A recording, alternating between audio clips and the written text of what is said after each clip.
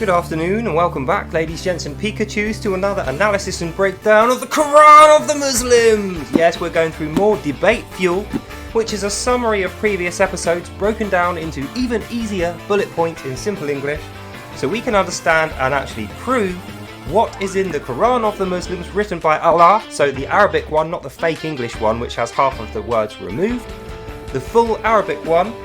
And when we know what we're talking about and we've revised these bullet points through and through, we will have the wisdom and knowledge required to face off against these Muslims and wipe the floor with them in any debates as we desire. So with that in mind, let's carry on. So last time we got up to verse 70 of Al-Baqarah, which is Surah 2, so that's where we're going to carry on from. So we find in verse 71, Allah says, other faiths and cultures are all sick and disgusting, and only Muslims are righteous and good.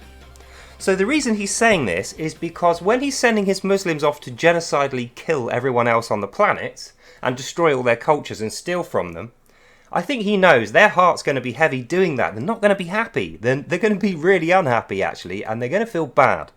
So to make sure when they feel bad, they have an excuse ready and waiting, he says, but these other faiths and cultures are not only bad, they're actually sick and disgusting, they're perverted. That's the word he uses. Allah says other cultures are sick, disgusting and perverted, and destroying them and looting them and making sure there's only Islam left is actually good and righteous. So that's how he convinces his Muslims into this endeavour of the holy jihad. A, he threatens to kill them if they don't do it. B, he says it's good anyway, these guys are sick, disgusting perverts, you'll be doing us all a favour by getting rid of them for me, O Muslims, says Allah in his book. And it doesn't get any better. He goes on in verse 72, Jews are the worst. They should all be slaves in Egypt. The fact that the Jews aren't slaves in Egypt proves that their culture's sick, disgusting and perverted. I mean, why wouldn't they want to be slaves of Egypt? Why would they go over there and set up Israel? How could they do that? How could they do that to us? And me, Allah, says Allah in his book. And this is more of the same. He's arming his Muslims with future excuses and reasons why when they go over there and be really racist and horrible and genocidally try to kill them, and they start feeling bad, because they will, they're human, they're not born evil, they are human the same as you and I. When they go over there and do the whole genocidal jihad bit, and they start feeling bad, they can go, oh yeah, but these guys are sick, disgusting perverts, and they should be slaves of Egypt anyway. I mean, look how Egypt's fallen since the Jews left. Egypt must be cursed, and the Jews caused it. That's what Allah is trying to convince him here, or them. Then he goes on in verse 74 and says, those greedy, sneaky, evil Jews are just the worst creatures on earth. So he's saying this because if you remember, he wants to make an example of the Jews so that when they're accused of all these fake crimes and then genocidally murdered and Israel is destroyed and the caliphate can be set up on the bones of Israel, everyone else on earth will be rejoicing. They'll be happy to see that example and go, well, we better worship Allah then, since that's happened to the Jews, and they were the prophesied guys to get killed by Allah for their non-belief. So the greedy, sneaky, evil Jews, and I quote, this is actually how Allah talks in his holy book. It's nothing like God. Allah says they're greedy because they've got all the money, they're sneaky because they sneaked out of Egypt somehow, and they're evil because they didn't want to be slaves and they don't obey only Allah. They've got this pervert, sick culture. They kill babies. They're disgusting. They do all the, they do all that stuff. And because of that, they are the worst of creatures. That's the quote. Jews are the worst of creatures, says Allah in the book. And that's why when we go and kill them, it's fine. Don't feel bad. Feel good about it. You know, be doing us a favour. It's like wiping out cockroaches or something, is what Allah is trying to make you think, O Muslims. Kind of like what the Nazis and Hitler were doing, convincing themselves that they were actually just pest control guys. You know, they weren't evil. That's what he's doing here. And he carries on. In verse 75, Christians believe in Allah and his holy jihad, but they're just fooling themselves. They're just lying to themselves. But the Jews caused them to do this. So without the Jews, the Christians would be Muslims. So the Jews are causing all the non-belief. Both Christian and Jew is all actually because of the Jews. And the reason he's saying this is because the Jews kind of are, not the Jews directly, but the Jewish God is responsible for Christ and Christians. So if they get rid of the Jews, they think that will get rid of the Christians, but they don't understand getting rid of the Jews is not going to get rid of us Christians. It will make us want to wipe out Islam, because they would have proven themselves as a crazy genocidal murder cult, with a fake god who is actually Satan driving them into this bad behaviour, and then we will have to just get rid of them. You know, if they defect and they don't want to be Muslims, fine, you can live. But anyone who believes in Islam after they genocide the Jews, the rest of the world will have to kill so that they can be safe. That's what Allah is setting up here. He's setting up, genocide those guys, otherwise they will end up genociding us. And it's the Jews who cause this. So they're the worst of creatures, evil, sneaky, perverted, thieving, bad, naughty Jews. If you don't believe me, buy it, translate it and read it yourself, an Arabic Quran, because none of this stuff is described quite so aptly in the English one, which they don't believe is the true word of Allah. The true word of Allah Akbar is this one here, and this stuff here. So learn it, because in your debates, they're going to deny all this, they're going to try and fight you all of the way, they won't want you to nail them up on the cross of their words, and once you've done that, they will flee. They will never admit to being wrong in a debate because they're too proud and arrogant. They will flee, and at that point you win. So it's not that useful. You win the debate, but the thing that's useful is over time, if we all win our debates, they will stop inviting us to them and realise in their own time, this is baloney. That's what we want, because we want to save them from themselves and genociding people and being hated and being in sin. Then he goes on, verse 76, if you refuse, Allah will personally put you to death. So we know from previous verses that Allah's not the kind of guy you want to trifle with, and since Allah is telling you, O Muslims, you're born of him, he programs you and he decides all your fates. He decides if you live or die, whether you're rich or poor, who your wives are, what your children are going to do. He decides everything about your life. If you refuse any of the stuff that he's telling you, he will personally kill you, is what he's saying. But even though he says he will personally kill you, as we know, what he means is he will personally order other Muslims to come and kill you. So there's a half-truth there and a half-lie. The half-truth is other Muslims will come and kill you because Allah will personally demand that they do that. But the half-lie is that Allah himself will appear to you and then kill you. He won't be doing that. It will be other human Muslims who are brainwashed and tricked that will come and hunt you down. And like I said before, O Muslims, if you escape to a safe Western country and you behave yourself, we will stop that from happening. We will defend you and stop other crazy brainwashed Muslims from coming to kill you, provided that you don't want to genocide the Jews or the Christians or anyone else and you just are law abiders. That's the deal.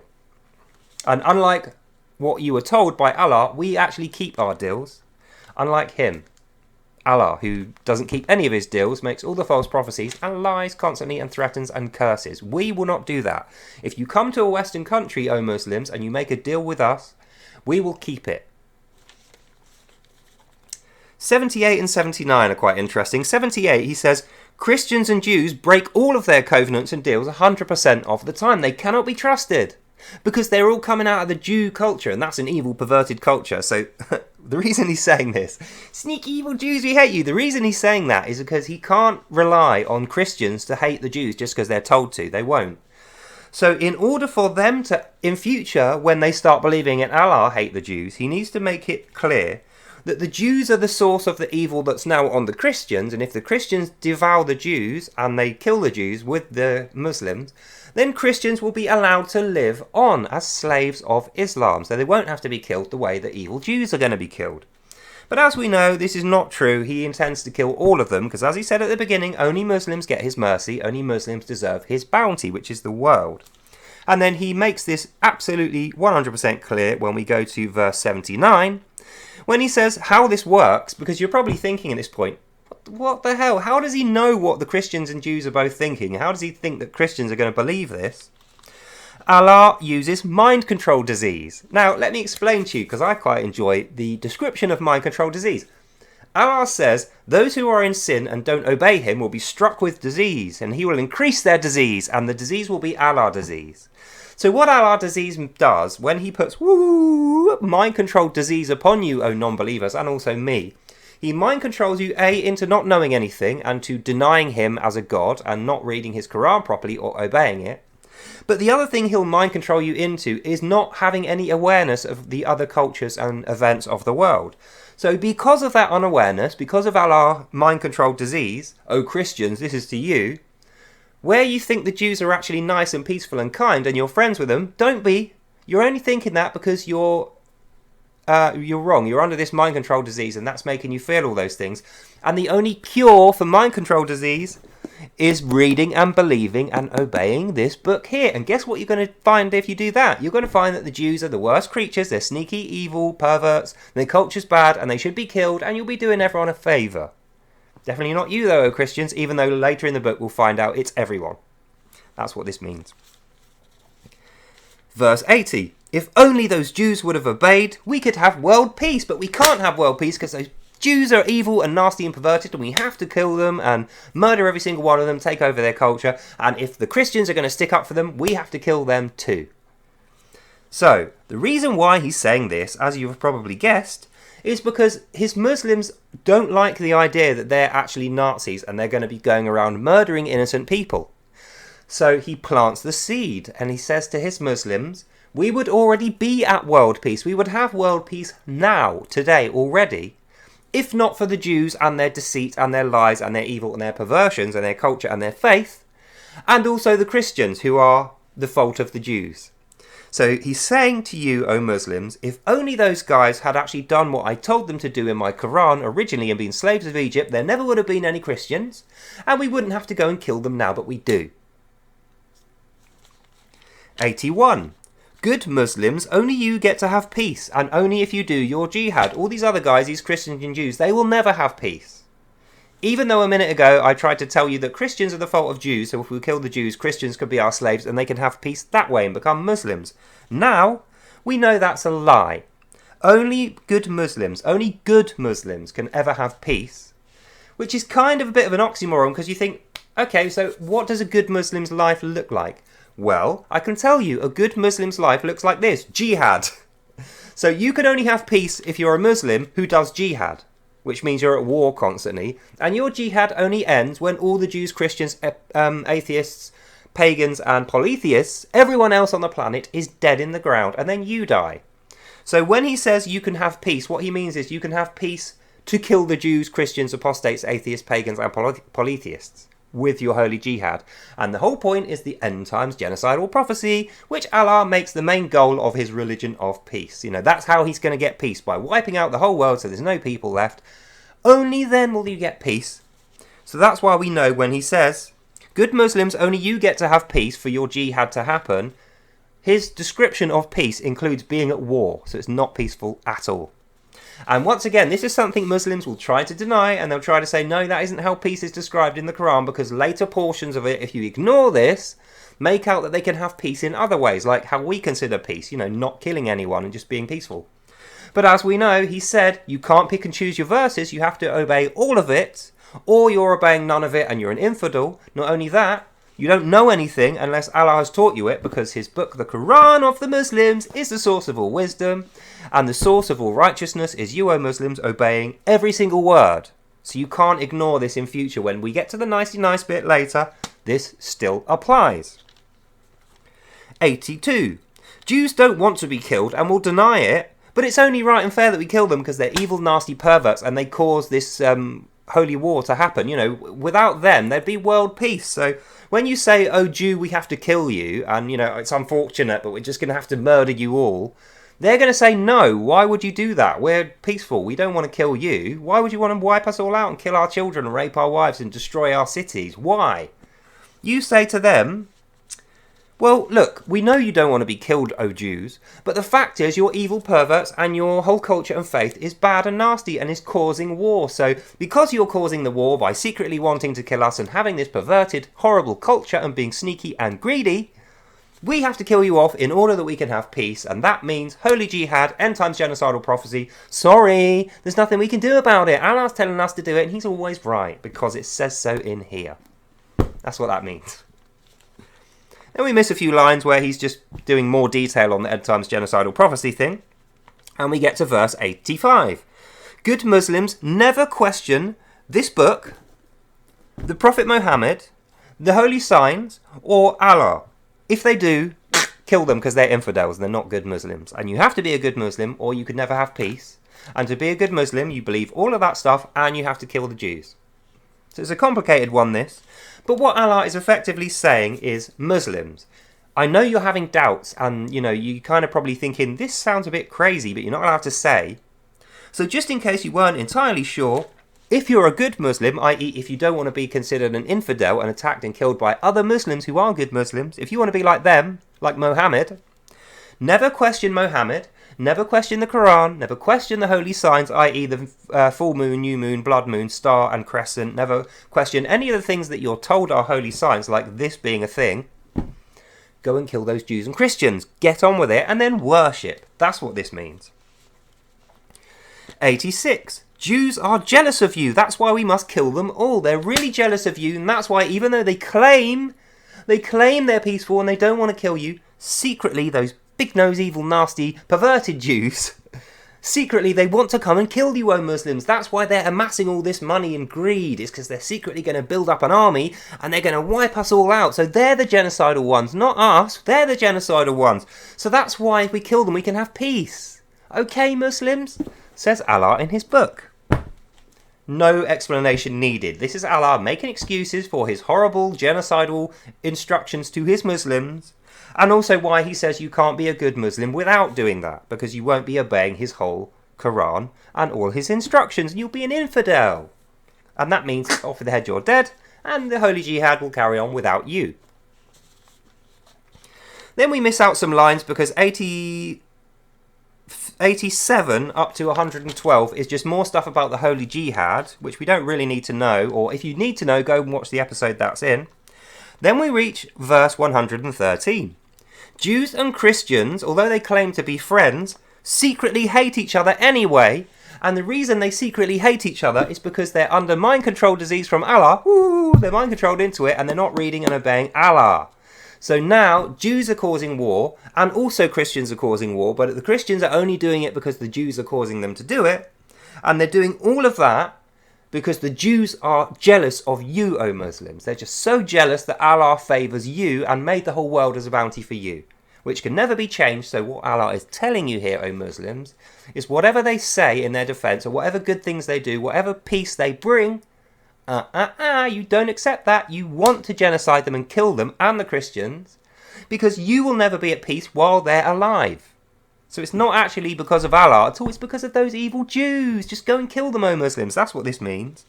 Then in verse 120 he says, Jews and Christians must therefore be forced to accept Allah, otherwise we'll have to kill them all in order that we can have world peace. And he specifically says Jews and Christians.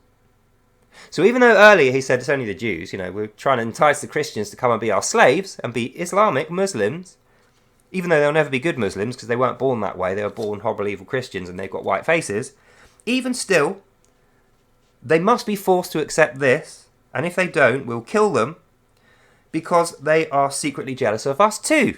Even though they've got all the money and success and wealth and peace, and we're doing terribly, and we're in poverty and we're at war and we've got disease, they're jealous of us. Is what Allah is telling his Muslims. And remember, they're not allowed to have doubts, otherwise, off the head you're dead. And we move on. 124. Abraham, i.e. the guy who was the first ever Hebrew to set up a monotheistic religion based on the worship of Yahweh, that guy was actually a Muslim. He never believed in any other god before that, so Abraham was actually a Muslim and only ever worshipped Allah. Even though at the beginning of this book we know, well not the beginning, it's kind of near the beginning, Allah says in his own words, when he meets Abraham for the first time, Abraham is serving another Lord. And he's happy to do so. He's doing things for this other Lord who we know is Elohim, who is the name of Yahweh, before he knows what his real name is. It's like saying merciful guy, the nameless God who's merciful. So we know why he's saying this. He's saying this, A, so he can make his religion the Abrahamic religion, not the Jews, because he's later going to claim that the Jews are a false religion, and they're lying, and that's why we know they're false. But also then he can say the Christians are false because they're based on the Abrahamic stuff from the Jews. So Christians and Jews are now all false because their original guy is Abraham. And Abraham, he was a Muslim. He only ever worshipped Allah, even though in the book, Quran of the Muslims, when Allah finds him, he's worshipping Elohim. 125 to 133 is the Abraham story about how Abraham actually pledges his entire life, all his children and the humanity's future in whole to Allah, and he does a prayer that says, please Allah, make me a good Muslim, make all these people here a good Muslim, make everyone in the future, my sons and daughters and all their children, Muslims, please. And Allah goes, yeah, okay, I promise you everyone's going to be Muslims in future. And obviously that doesn't happen, so it's one more lie to add to the tally of Allah's bad, misled prophecies. And that takes us up to 133. The God who appeared to Jacob wasn't actually God. It was actually death. So when God spoke to Jacob in the desert and said, Jacob, I'm now going to call you Israel, that he who struggles successfully with God, and you're going to go and set up Israel with the tribe of Judah, when that happens in the Torah, it's a lie. What Allah is saying here is what actually happened is the guy that appeared to Jacob before he got called Israel, that guy is actually death. Even though Allah said at the beginning in Al-Fatiha, there is no other gods, death doesn't exist. Now we know he's lying because death exists, according to him here. Not only that, death spoke to Jacob and caused him to set up Israel and be called Israel. So two things we know from this is A, Allah was wrong about there not being any other gods. There's at least one who he's calling death. And also, if we believe this, that Israel is the worship of death. That's why they're sneaky Jews and evil and their whole culture is perverted and why they don't really want world peace even though they claim they do. That's why we have to kill them. That's why the Holy Jihad is valid. The end times genocidal prophecy should be your goal. Goal number one, O Muslims, in your religion of peace. And if you don't believe it and obey it, or you have any questions, off with your head, you're dead. And you'll be an infidel and you'll burn for evil fire forever. That's what this means. 143. Only Muslims are reasonable and intelligent. Allah made all the others dumb and stupid. So this goes, we'll pick up on this more later because he goes into more detail later. But Allah's claim is that at the beginning of time he made everyone Muslims, and the only reason that didn't work out for him is because those evil Christians and Jews turned up and started wrecking things and didn't want to accept his Quran, Muhammad, and all his orders. And that's what created non-peace, if you like. Everything that's not peaceful is their fault. Even though if you think about it, if you've created everyone as a one nation, Allah, why is there Christians and Jews there at all? You didn't create everyone as a one nation if there's Christians and Jews, and if you created the Christians and Jews to be dumb and stupid and not intelligent like you're saying here, then the one nation thing you're going to tell us later is flat out not true. So you've lied, and you've accused other people of being born lesser, so you're racist. And the reason you're doing this and being racist is, once again, making sure Muslims don't feel bad when they're over there murdering innocent people in your name. 145. Those Jews and Christians will never accept Allah worship as a result of them being unreasonable and unintelligent, as we've just found out. So this is Allah making sure his Muslims know, even though earlier he said it's all the Jews' fault, the Christians can be good slaves if we teach them Allah worship. Now we know Jews and Christians will never accept Allah worship, and that's exactly what the quote says. And this is as a result of the mind control of Allah, making them dumb and stupid and unintelligent and unreasonable. So in a roundabout way, Allah is cancelling out his earlier thing that he said about how you could have Christians as slaves as long as they worship Allah. Now he's saying no, they will never accept the worship of Allah, so we just have to kill them too. I.e., end times genocidal prophecy, holy jihad, if you don't you're an infidel, off with your head you're dead, burning in evil fire forever. That's the reason we can't have world peace, but it's all the Jews' fault.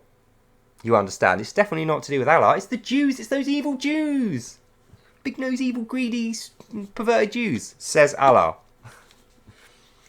150. Allah decrees, none shall stand against Islam and survive. Every battle that is fought and won will be by Muslims, and every battle that's fought and lost will be by everyone else who fights them. That's the claim he makes here.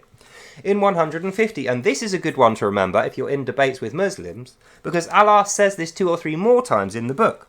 And I quote, Allah dictates life and death, victory and defeat for everyone. He writes everyone's path. So when he says, Allah decrees none shall stand against Islam, how come Palestine are getting absolutely handed, big defeats? How come when we hear about Taluth leading his desert insurgencies, they don't manage to kill Goliath or invade Israel? How come we look across the world and Islam have lost pretty much every battle they've ever been in, and all the countries that they previously were in, they've been chucked out of, apart from Syria, Iran, Lebanon, Algeria, and Palestine?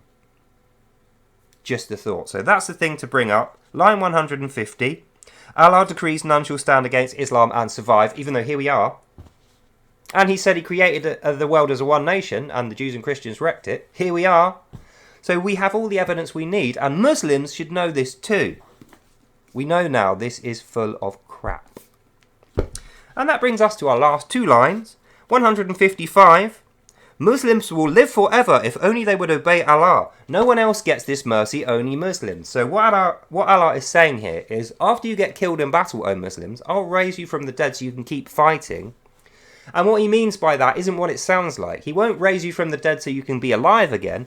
He'll raise you from the dead and put you in purgatory along with Muhammad so that you can carry on your jihad from there. And he'll give you provision so you can live there. So even though you don't have a physical body anymore, you're now a dead spirit in purgatory, the Islam purgatory, he's going to keep giving you provision so that you can fight his holy jihad. As I was saying before, even though he says, O Muslims, you can have peace if you fight the holy jihad, even after you die, you can't. You have to continue with the jihad until the end of time, at the end of the end times genocidal prophecy, when everyone's wiped out. And guess what happens then? He resurrects you both so you can keep fighting. So you're forever going to be killing each other in one way or another. So you will never have peace. So it isn't the Jews who are at fault for this. It's the Quran of the Muslims and Allah Akbar who is the cause of this. And you know this, O Muslims, if you're honest and you read this. So for us who want to debate you, Christians, Jews, atheists, anyone else, these are the verses that you want to be keeping in mind and revising and learning in the Arabic Quran, so that when you get into the debate, you can destroy all comers with ease. And that's what will happen. You will definitely win your debates if you refer to this one, not the English one. And that brings us to our last verse. Misfortune, 157 is the verse of Al-Baqarah. Misfortune and death is caused solely by non-belief. So what Allah is saying there is that anyone who dies is only dying because they didn't have enough faith in Allah. And if they have enough faith in Allah, one single Muslim could wipe out everyone on earth and complete the end times genocidal prophecy alone. If only Muhammad was still alive, if only that Jew slave, horrible Jew woman hadn't poisoned Muhammad and then allowed him to die like a dog from poisoning after 2 weeks of horrific pain. It's the Jews again, it's the Jew slave. That's the reason we have to genocide all the Jews, O Muslims, says Allah in his book, because that one Jew killed her slave master Muhammad, who was a horrible rapist and a child molester. But anyway, because he was doing it because Allah told him to, it's actually good and righteous, so you should copy him, and you should also do the raping and the child molesting and the genocide stuff. And if you're really, really faithful to Allah and you do all his worship and his Quran of the Muslims' commands and obedience, any one of you could kill off everyone on the whole planet, and then we can have peace, apart from you have to keep fighting in the afterlife. And that brings us to the end of our video. So we've gone through 160 verses of Al-Baqarah. We know now we have enough knowledge and wisdom from the Quran alone, without anything else, to bring these Muslims to task in these debates and absolutely flatten them in every single one. And that's what we should be aiming at. Not so that we can be arrogant and win debates. We're not just winning for the sake of winning like they are. We're trying to introduce doubt into these guys so that they can realise on their own, this is nonsense. The Quran of the Muslims is the biggest load of nonsense ever, and this is the cause of war. This is the cause of genocide. This is the cause of Muslims in poverty and the fact that we can't live peacefully with them, and that when they come here they get discriminated against. This is the cause of Islamophobia. If there was no this, there would be no Islamophobia. There would be no racism against any Muslims. There would be no holy jihad. There would be world peace. There would be no Palestine war. They'd be at peace. But what do you know? Allah says if you do that and you don't obediently follow this, off the head you're dead, you're an infidel, you'll burn forever in evil fire, and it'll be your own bloody fault. And that's the end of this video. So, hope you enjoyed that and you learnt something. God bless you all, and I'll see you in the next one. Bye now.